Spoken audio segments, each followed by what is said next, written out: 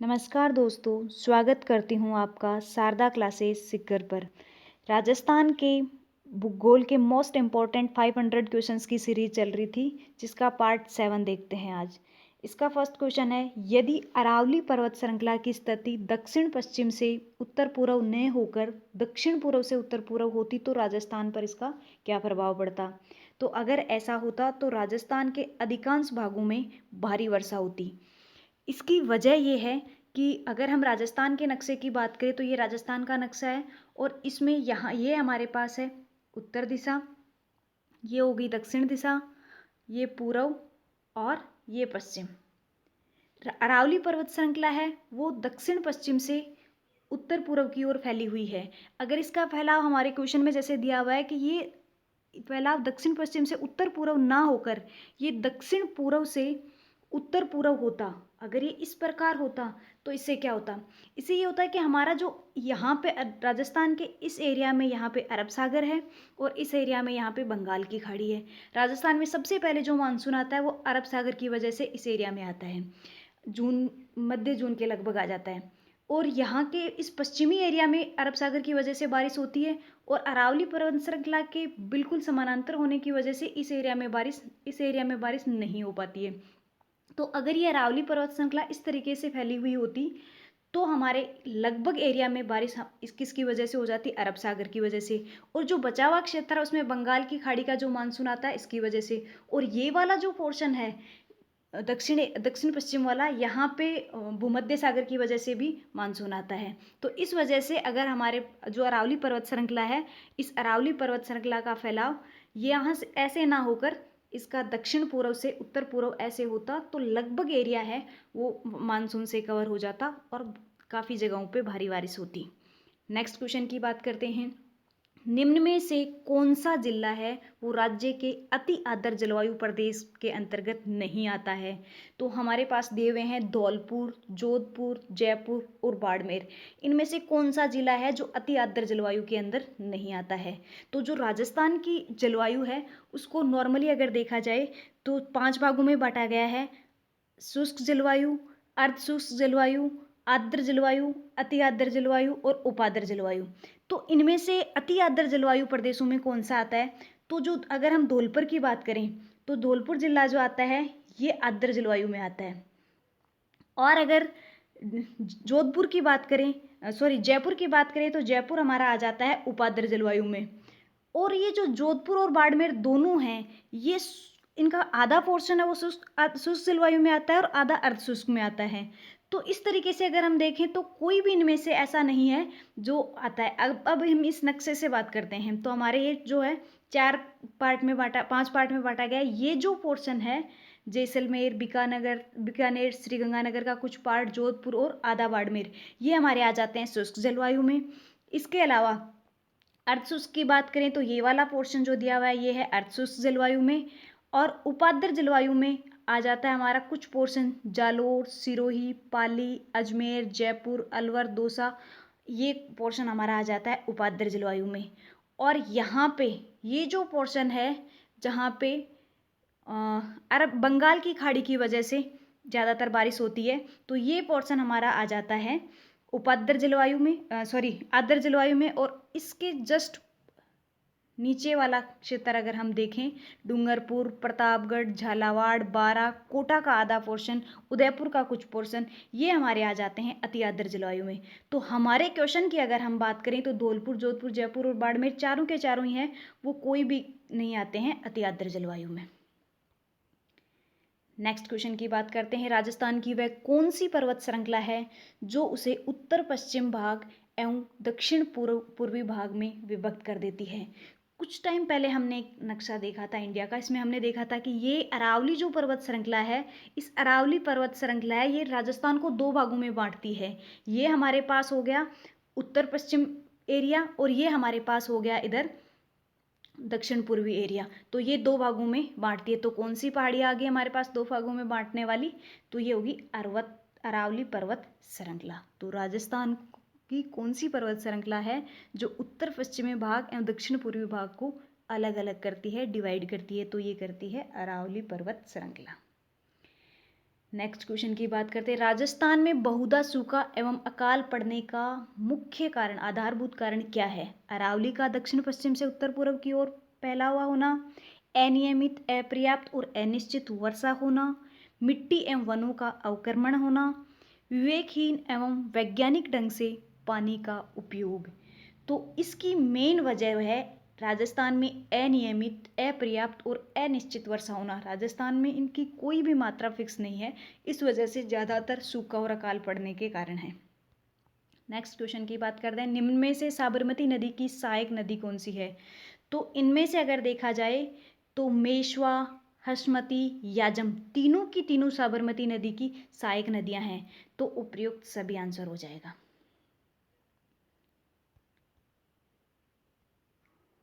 Next question की बात करते हैं। पश्चिमी राजस्थान में वर्षा किस मानसून की वजह से होती है? तो अगर पश्चिमी राजस्थान में, अभी राजस्थान का जो नक्शा हमने देखा था उसमें हमने देखा था कि राजस्थान के इधर हमारे पास है अरब सागर और इधर आती है बंगाल की खाड़ी। तो यहाँ ये उत्तर, दक्षिण, पूर्व और पश्चिम। तो पश्चिमी राजस्थान में जो वर्षा हो रही थी, मानसून आ रहा था, वो किस वजह से आ रहा था? इस अरब सागर की वजह से आ रहा था। तो ये हो जाएगा हमारे पास ऑप्शन नंबर 3, अरब सागर की ओर से आने वाले मानसून से।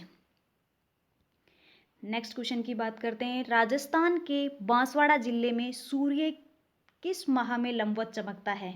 मार्च, अप्रैल, जून या जुलाई?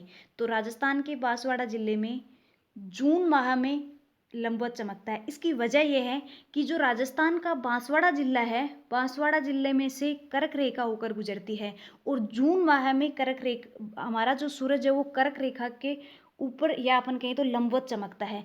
इस वजह से जून माह में राजस्थान के बांसवाड़ा जिले में सूर्य की किरण है या सूर्य है वो लंबवत चमकता है।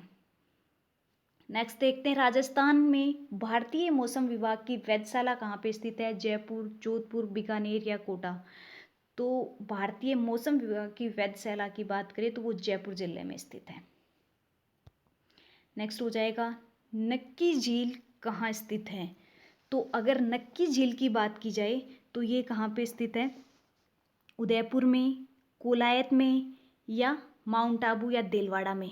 तो अगर नक्की झील की बात करें तो ये स्थित है माउंट आबू में, और माउंट आबू कहाँ पड़ता है? सिरोही में। अगर माउंट आबू से रिलेटेड कुछ और क्वेश्चंस की बात करें तो माउंट आबू राजस्थान का सबसे आर्द्र स्थान है, और अगर न्यूनतम तापांतर वाला स्थान भी देखा जाए तो वो भी हमारे पास माउंट आबू ही है। ये दो क्वेश्चन है जो कई बार एग्जाम्स में पूछे जाते हैं। नेक्स्ट देखते हैं।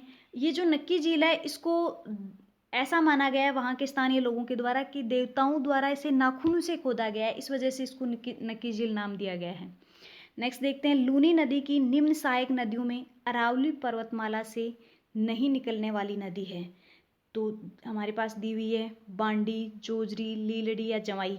ये जो नदियां हैं ये लूनी नदी की सहायक नदियां हैं, लेकिन इनमें से पूछा गया है हमसे कि कौन सी नदी है जो अरावली पर्वत श्रृंखला से नहीं निकलती हैं। बाकी सारी की सारी सहायक नदियां हैं, और लूनी नदी में जितनी भी नदियां गिरती हैं वो एक नदी को छोड़ के बाकी सारी की सारी अरावली पर्वत श्रृंखला से निकलती हैं और इस नदी में, लूनी नदी में आके गिर जाती हैं। तो इकलौती ये नदी है जो अरावली पर्वत श्रृंखला से नहीं निकलती है, वो है हमारे पास जोजरी नदी। जोजरी नदी जो है ये नागौर जिले में पालड़ू गांव से निकलती है। नागौर जिले में पालड़ू गांव से निकलती है। ये एकमात्र नदी है जो लूनी नदी, ये ऐसे भी पूछा जा सकता है कि लूनी नदी की एकमात्र सहायक नदी जो दाईं साइड से निकलती है। बाकी जितनी भी नदियां हैं वो सारी बाएं साइड से निकलती है, लेकिन ये इकलौती है जो दाएं साइड से निकलती है। इसके अलावा ये इकलौती ऐसी नदी है जो अरावली पर्वत श्रृंखला से नहीं निकलती है। तो ये कहाँ से निकलती है? नागौर जिले से। इसके अलावा अगर हम लूनी नदी के बारे में भी अगर कुछ बात करें तो लूनी नदी है, इसको मरुस्थल की गंगा के नाम से भी जाना जाता है। कई बार पूछा जाता है, इसके अलग अलग नाम हैं, अलग अलग नामों से पुकारा जाता है इसको। मरुस्थल की गंगा हो गई। पश्चिमी राजस्थान की सबसे लंबी नदी यही है, पश्चिमी राजस्थान में बहने वाली सबसे लंबी नदी भी यही है। इसके अलावा इसको जो कालिदास हैं, कालिदास ने इसको अंतः सलीला नाम दिया था। और इसका जो जल होता है वो बालोतरा बाड़मेर तक तो मीठा रहता है, और बालोतरा बाड़मेर के आगे इसका जल खारा हो जाता है। तो ये एकमात्र नदी ऐसी, लूनी नदी एकमात्र ऐसी नदी है जिसका आधा जल मीठा और आधा जल खारा भी होता है। बालोतरा बाड़मेर तक इसका जल मीठा होता है, उसके बाद खारा होता है।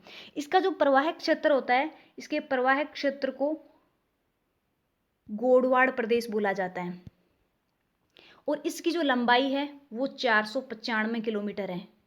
लेकिन ये जो 495 किलोमीटर, ये तो कंप्लीट लंबाई है। अगर सिर्फ इसकी राजस्थान में देखा जाए तो 350 किलोमीटर है। लूनी नदी की बात कर रहे हैं हम, और लूनी नदी की राजस्थान में लंबाई 350 है, और टोटल इसकी 495 किलोमीटर है।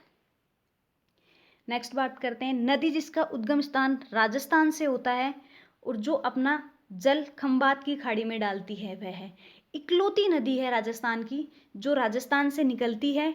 हालांकि उसका निकलती राजस्थान से, लेकिन राजस्थान को उसका कोई खासकर लाभ नहीं होता है, और वो खंबात की खाड़ी में जाकर गिरती है। इसका जो लाभ मिलता है वो गुजरात को ज़्यादातर मिलता है। तो ये कौन सी है? लूनी नदी है, कोठारी है, जमाई है, या साबरमती? तो मैंने अभी लूनी नदी के बारे में बताया। ये तो राजस्थान को लाभ नहीं मिलता, ऐसा है नहीं, ये तो राजस्थान को लाभ मिलता है, और ये कच्छ के रण में गिरती है, तो ये तो खंबात की खाड़ी में गिरती भी नहीं है। इसके अलावा अगर हम बात करें कोठारी नदी की, तो कोठारी नदी ये दिव्वेर राजसमंद से निकलती है। इसके अलावा जवाई नदी की बात करें तो ये तो लूनी नदी की सहायक नदी हो गई। तो ऐसी कौन सी नदी है जो राजस्थान से निकलती है और खंबात की खाड़ी में गिरती है? तो ये नदी है साबरमती नदी। साबरमती नदी है, ये उदयपुर जिले से निकलती है और ये खंबात की खाड़ी में जाकर गिर जाती है। इसके अलावा इसकी कुल लंबाई की बात की जाए तो 300 किलोमीटर है।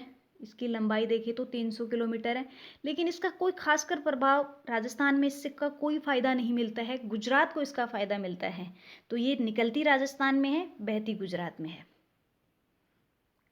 नेक्स्ट देखें तो राजस्थान की सबसे बड़ी कृत्रिम झील कौन सी है? तो राजस्थान की सबसे बड़ी कृत्रिम झील की बात करें तो राजसमंद झील है, नक्की झील है, जयसमंद है, या कायलात झील है। तो इनमें से कौन सी झील है जो राजस्थान की सबसे लंबी झील है? तो जयसमंद झील जो है राजस्थान की सबसे बड़ी कृत्रिम झील की बात कर रहे हैं, सबसे बड़ी झील की बात नहीं कर रहे, कृत्रिम झील जो बनाई गई हो, प्राकृतिक रूप से बनी हुई नहीं, जो बनवाई गई हो, तो ये कृत्रिम झील है जयसमंद झील। और ये है कहाँ पे जयसमंद झील? ये आती है उदयपुर में। उदयपुर को वैसे झीलों की नगरी कहा जाता है। इसके अलावा भी उदय सागर झील हो गई, फतेह सागर झील हो गई, पिछोला झील हो गई, कुछ और भी झीलें हैं राजस्थान में। लेकिन जो जयसमंद झील है, इसकी कुछ बातें मैं आपको बताता हूँ। ये भारत की दूसरी और राजस्थान की पहली सबसे बड़ी है। अगर आपसे यूँ पूछ लिया जाए कि भारत की दूसरी सबसे बड़ी, तो भारत की तो दूसरी और राजस्थान की पहली। तो भारत की पहली कौन सी होगी? पहली है गोविंद सागर झील। इसके अलावा अगर इसकी कुछ बातें देखें तो इसका प्राचीन नाम है डेबर। इसको डेबर नाम से भी जाना जाता है, डेबर झील के नाम से भी पुकारते हैं इसको। और अंतः प्रवाह की झील, ये एक अंतः प्रवाह की झील है। इसका निर्माण जयसिंह ने करवाया था गोमती नदी पर बांध बनाकर, और इसका निर्माण जयसिंह ने 1685 ईस्वी में स्टार्ट कर दिया था, और ये बनके तैयार हुई थी 1691 में। इसके अलावा इस पे 7 टापू हैं।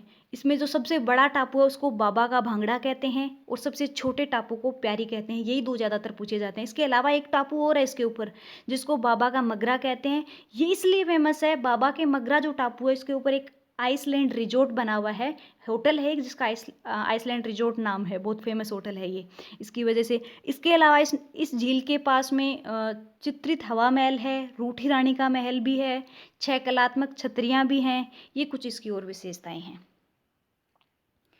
नेक्स्ट देखते हैं, राजस्थान की जलवायु किस प्रकार की है? तो अगर औसतन एवरेज देखा जाए तो राजस्थान की जलवायु है वो शुष्क मरुस्थलीय जलवायु है। नेक्स्ट बात करते हैं, थार का रेगिस्तान स्थित है। तो थार का रेगिस्तान है, ये कहाँ पर स्थित है? राजस्थान के पश्चिम एवं दक्षिणी प्रदेश में, राजस्थान के पश्चिम पूर्वी क्षेत्र में, राजस्थान के पश्चिमी एवं दक्षिणी क्षेत्र में, और राजस्थान के पश्चिमी एवं उत्तर पश्चिम में। तो राजस्थान थार का जो थार रेगिस्तान है वो राजस्थान, अगर आप राजस्थान के नक्शे में आप देखोगे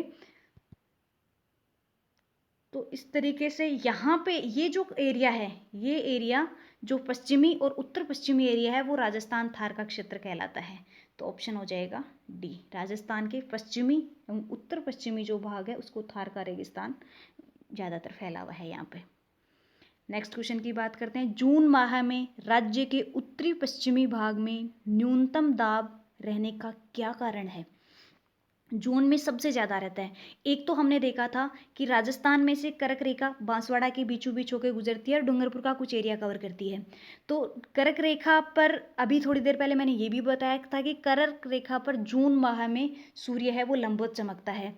इस वजह से अब मेन तो यह है कि उस टाइम जून माह में राजस्थान में गर्मी ज़्यादा पड़ती है।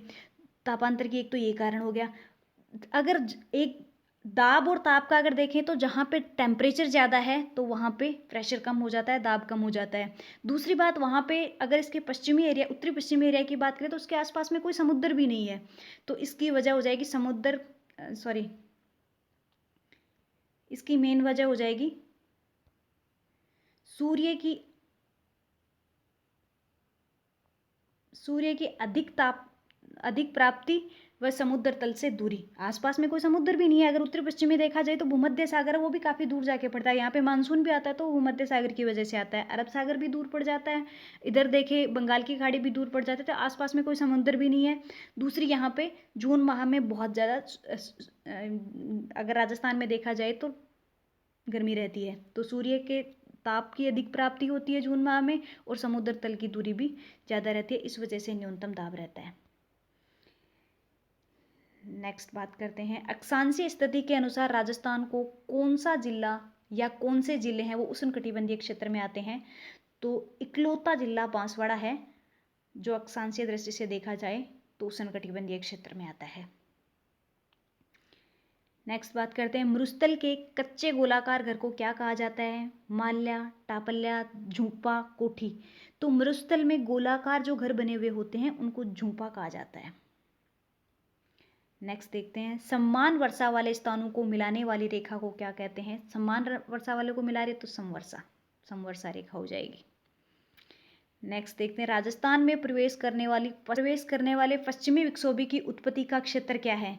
तो पश्चिमी विक्षोभ की उत्पत्ति का क्षेत्र है वो हो जाएगा भूमध्य सागर, क्योंकि इधर जो राजस्थान के उत्तर, दक्षिण, पूर्व और पश्चिम, अगर दक्षिण पश्चिम में अगर हम देखें तो यहाँ पे अरब सागर है और दक्षिण पूर्व में अगर देखें तो यहाँ पे बंगाल की खाड़ी है। लेकिन ये जो एरिया है, पश्चिमी जो विक्षोभ आता है वो आता है भूमध्य सागर की वजह से, तो इसलिए यहाँ इस विक्षोभ की उत्पत्ति जो होती है इस मानसून के लिए तो वो होती है भूमध्य सागर से। नेक्स्ट देखते हैं। राजस्थान में मावठ किन दिनों में होती है? तो शीतकाल में होती है राजस्थान में मावठ।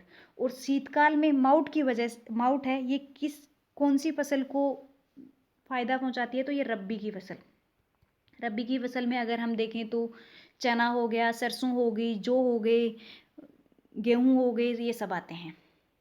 तो thank you so much friends देखने के लिए। और भी वीडियोज देखने के लिए चैनल को सब्सक्राइब करें, लाइक करें, कमेंट करें। Thank you so